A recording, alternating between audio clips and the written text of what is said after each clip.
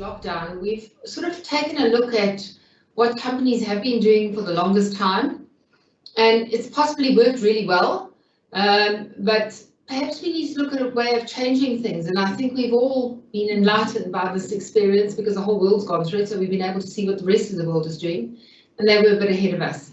So we need to look at new ways of thinking, and it was very interesting for me because recently, like the beginning of the year, January, we were doing some research for a new lexicon for organisation of newer words, and we stumbled upon Adaptability Quotient, which we thought was quite interesting actually, and we've done a lot of research and actually built it out to today's session, which Renee, who will be the main presenter today, Renee Roos, will take you through in a lot more detail.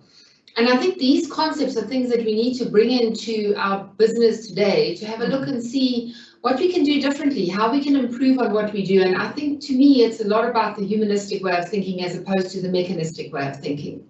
So let's talk about the journey that we're going to go through in this discussion today. As Linda pointed out at the beginning of the session, we are focusing on this series of webinars about how things used to be done and how we think that the new way of thinking is going to work. So leadership takes the ability of the organisation to change and adapt for granted. We think that's the old way of thinking. Many organisations that we work with, we see that that is still the case, that leadership don't spend enough time and take enough care to make sure that people are taken through and their organisations are taken through the change process in a structured way.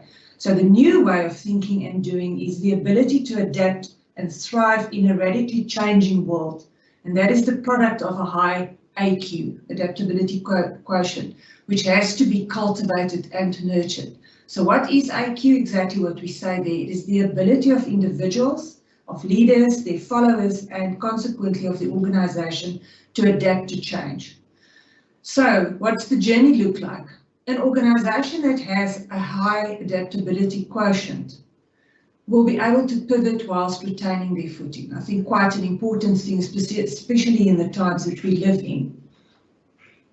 And such organisations we call change-fit organisations. And we're going to talk a little bit later about what we mean by a change-fit organisation. And obviously, all of this will then lead to an enabled environment for strategy execution. And we're on our way. But with so many journeys in life, there's most often blockages.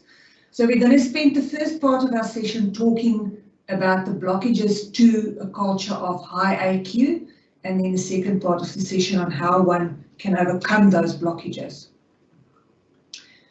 So let's look at the first blockage.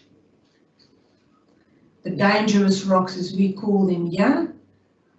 And that first blockage is if there's no clarity of purpose. Too many organisations have not clearly articulated and stipulated an inspiring and aspirational purpose, a reason of why that organisation exists. And if a company and the leadership and people are not clear about why they exist, then change will throw an organisation because there's no meaningful context within which the chaos of change is being managed. So it is common purpose that unites people, and it is common purpose that allows you to change, to pivot without losing your footing. So that giant octopus, this is probably one of the most common things that we all experience when we want to introduce change in our personal lives or in an organisation, and that is people don't like change. We are creatures of habit. Change makes us feel uncomfortable and often threatened, even if it's a change that we wanted. So, for instance, we change jobs, or we get married, or we move. That, as you can think and remember for yourself, still makes us nervous, and it is because that the oldest part of our brain, which are some people refer to as the lizard brain, it's the amygdala, is the scientific word for it, is where our flight and flight response resides, and that is the part of our brain that comes into action the moment we are faced with change.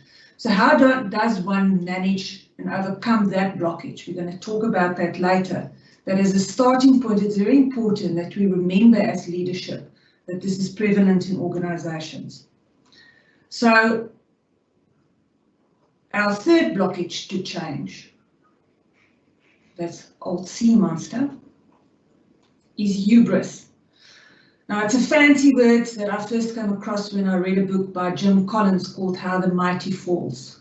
It's the Greek word which describes a state of extreme foolish pride and dangerous overconfidence. In other words, complacency, that thing of we have arrived.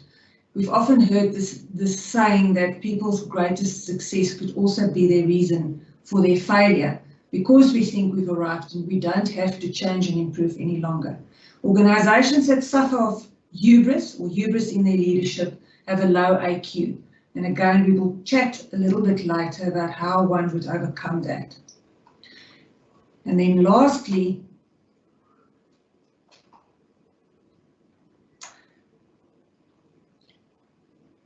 old Captain Blackbeard. This blockage, Linda will talk a little bit more about. So what happens here, and we always find it interesting, at least, you know, I've always gone into organisations and I find it quite interesting. Leaders think that if they tell their people that this is what we need to do and we need to change, and even if they say how we need to change, it's just going to happen. But people don't work like that. You need to take them through a process. So often when you look at, let's just take for instance the implementation of something like SAP. They will go ahead and they will spend weeks and months in the boardroom for 9 months, 10 months, deciding which product they've got to use. They do an evaluation on the product, but it's something that has been in the back of their minds. They've been understanding it. They've been recognizing the reason to change, etc. for the last 9 months. And then walk into a boardroom, they put up the presentation and they say, this is what we're going to do and we want it implemented in 2 months. That is so typical. But what they haven't done is they haven't taken their people on the journey. When you take your people on the journey, they understand what is going to have to change. They have the time to digest that information and understand how they're going to have to change themselves, to change whatever the business wants to change. So it's a bit like, you know, if there are birds sitting in a tree and you go outside and you clap your hands, the birds all take off and you think, great, you sorted that out, now it's all changed. It hasn't. Come out 10 minutes later, those birds are going to be back there. So how do you change it? You know, you need to consider where your people are at and what they need to understand the reason and the rationale for the change.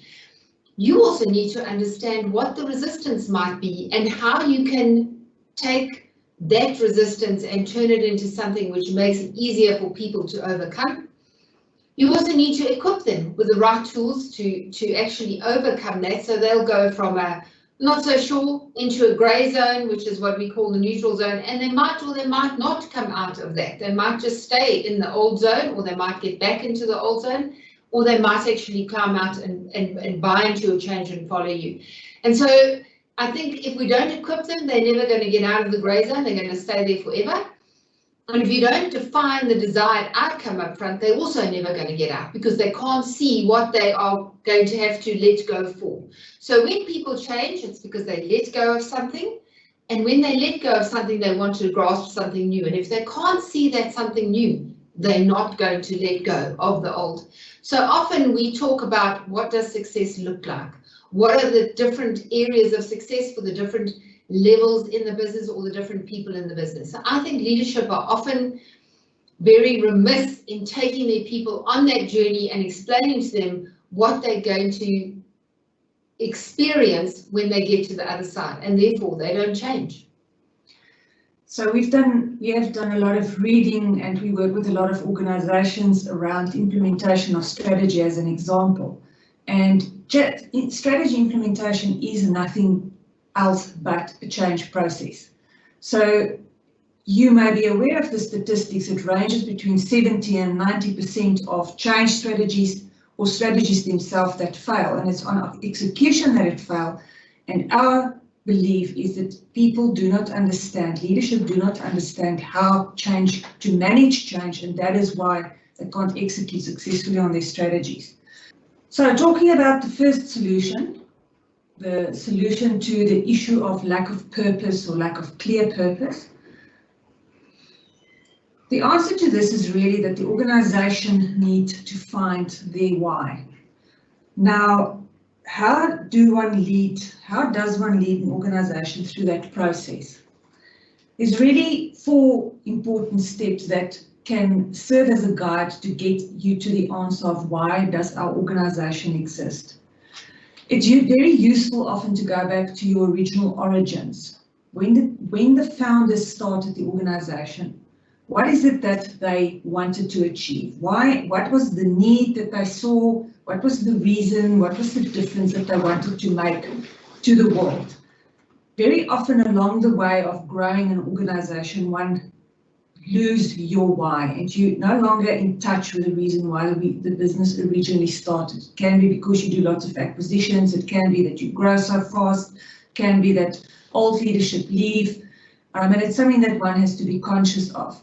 The second thing that's important, obviously, then is to also ask yourself, what is the impact that we are making to our industry, to the world at large, to the society that we want to touch?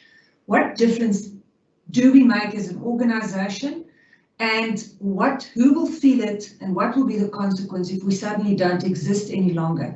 And by giving thought to that and your origins as an organization, you probably will arrive at some answers to the question of why do we exist? And then write it down. And that is easier said than done. That is an art, to really formulate and articulate that purpose properly. It is advisable to involve and consult widely when you do that, and try and make sure that you use perhaps someone professional or an objective outsider to help you to articulate your vision in clear terms. And then go tell the world. Make sure that first and foremost your internal stakeholders understand and buy in to that purpose statement. And then secondly, obviously, all the external stakeholders and society at large. So that is the golden key, assisting us to solve the problem of lack of purpose. This sailor's hat is the symbol that we are using in this discussion to solve the problem of how you get your people on board. And that's always a challenge, isn't it? You know, people come on board when there are 4 things that align. So it's a bit like, you know, if you look at the planets, they work well because there's an alignment and everything keeps on going around the right way. If one of those things go out of alignment, everything comes crashing down. So how do people work? They want to understand something. They want to comprehend what it is that you're telling them. And in their own minds, they must be able to see, okay, 1 and 1 is 2. So that's sort of like the logic of something. And if they can see that logic, they'll then feel, okay, which is the heart, they'll feel that, okay, this is something that I want to buy into. This is a purpose that is aligned to my purpose. It's something that I feel I would like to hook my name onto, something I would follow. I have an emotional connection to it. Those 2 need to align. And then the third thing is how's that going to sit with me? What does my instinct tell me? Does that align to my values? Because it might be logical and it might be something that I want to do, but does it really, can I see this working? Is it something that sits with my values, or does it go against the grain? And so often people call that your gut, but it's also your instinct. And then the last thing is okay, I've got this information, now how can I help? Give me something to do to help. And if they don't have an alignment of those 4 items, you probably won't get their buy-in. Now, people often talk to us and they say to us, well, how do I get this message through? So understanding neuroplasticity coupled to narrative theory, you can become a neuro leader. And it's a very, I won't say new, it's been around for 4 or 5 years already. But neuro leadership has become very much a buzzword. And so what does that mean? So our brain is elastic. We believe the stories we hear and are told. And you know that because if you just have a look at what's going on TV, you get told a story, it gets positioned a certain way, you form an opinion on it with your head, you feel about it with your heart, you follow it because it's either got the right or the wrong thing, and then you say, how can I help? So just have a look at what's going on in the press and you understand that. So what is the narrative that's happening in your organization? And what is that narrative telling you? And how is it forming the opinions you make, how you feel about it, and whether you want to help or not? And as you talk about that more and more, so it's very similar to what I was saying earlier, When I said, people have 9 months, they go through that process. Leadership goes through that process. They build a narrative, they make sense of it, they buy into it, their brain starts to shift, and then they'll actually do something about it. But if you just tell them something and you now want them to all of a sudden do something about it, it's not going to happen.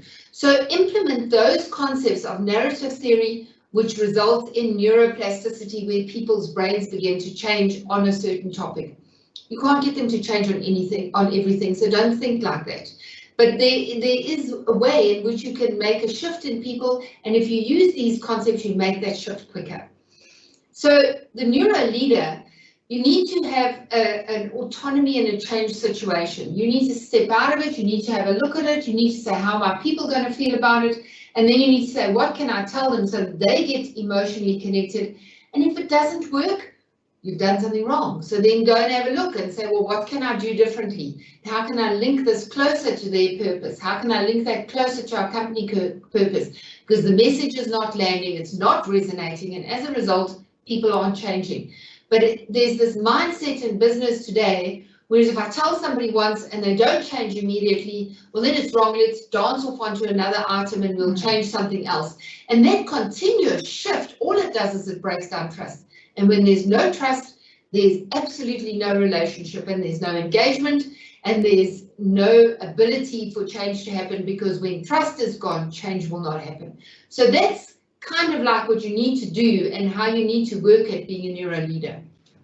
You can hear from what Linda says that change is the ability of an organization to change, to implement a new strategy or a new idea or new technology or to innovate, is dependent on a very structured process that you need to take your people through.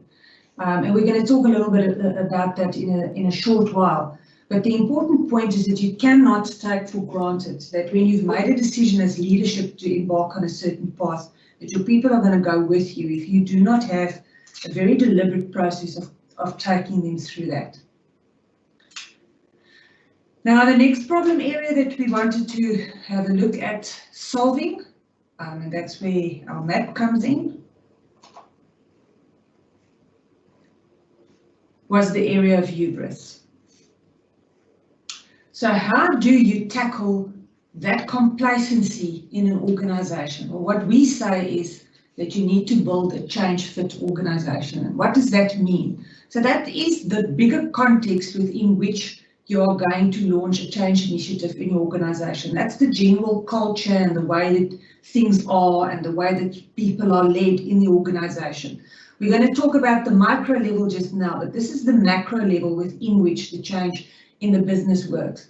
So firstly, a change-fit organization is an organization where the level of change awareness is high and where we continue to keep that level of change awareness at a high level to avoid getting into a complacency situation.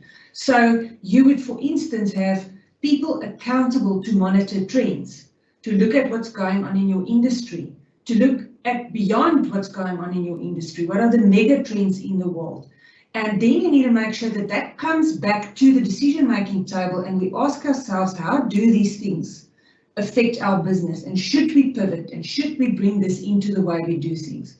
Change reaction is the way the organization deal with change. Some companies go into shock or denial, very much like human beings when there's change, when they're confronted with change. Change reaction is a mode of being that we need to create, that we need to nurture in an organization, starting with leadership. And then change inclination is the willingness to accept change. Many companies embrace it and leap at change, particularly companies these days that we talk about disruptors or exponential organizations. What is the change inclination in the organization where you want to implement a change? Is it a business that is change averse? And how do we then address that to make the business more change fit? The fourth point for a change fit organization is, can we execute? As I said earlier, 70 to 90% of strategies never get off the ground, so we can't execute. Are leaders in your organization able to muster support for the change? And then change regard. How much respect do we have for change? How much do we actually reward people and recognize people for coming with us on the change journey, or do we just take it for granted? And change perpetuation. So are we prepared to put our money where our mouths are? Are we prepared to put money into new processes and new systems to carry the change and to solidify the change in the business? So those 6 areas we believe creates the context within which a change happens. And a change fit organization is an organization that will not fall into a state of hubris. Now, lastly, how do we overcome old Blackbeard? And that is through the compass.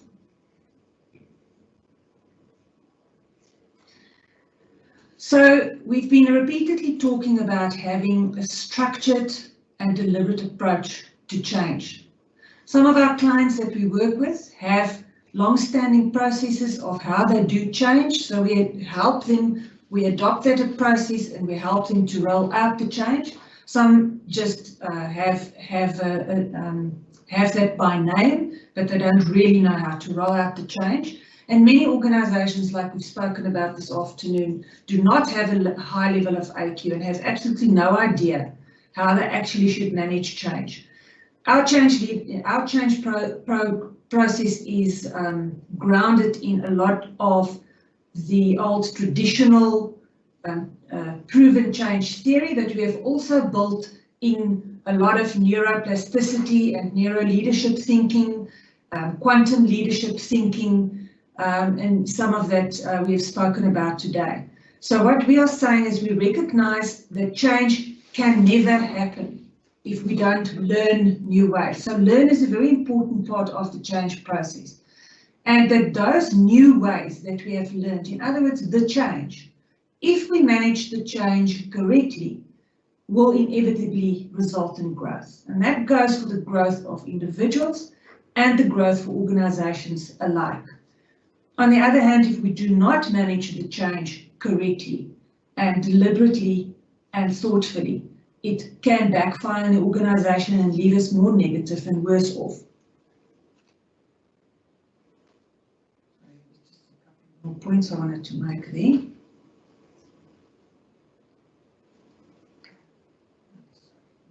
Go back arrow.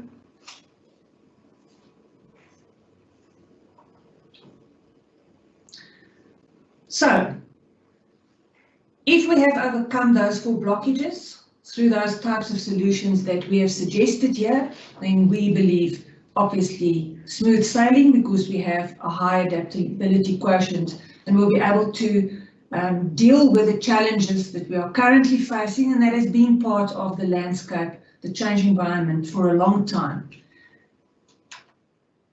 So we want to end with this slide, talking about having done all of these things, having understood what could be a blockage to effective change in our organization and how can we overcome that. How would an organization that is change fit, or an organization that has a high level of adaptability quotient, look like? Well, an organization that is change fit can make it through any storm, because they are not going to be caught flat-footed. They can deal with change, they can navigate through change. So definitely one of the areas that we believe is a sign of a successful organization in terms of change is that they can navigate through any storm. Furthermore, they are comfortable with disruption. We spoke a little bit about it earlier on. Change fitness and a high AQ is something that is definitely prevalent in disruptors, in exponential organizations, and they are businesses that we can learn a lot from when it comes to AQ. And then thirdly, an area that we also work in a lot and that we are interested in a lot and like to guide companies through is what we call return on innovation investment, as opposed to return on investment.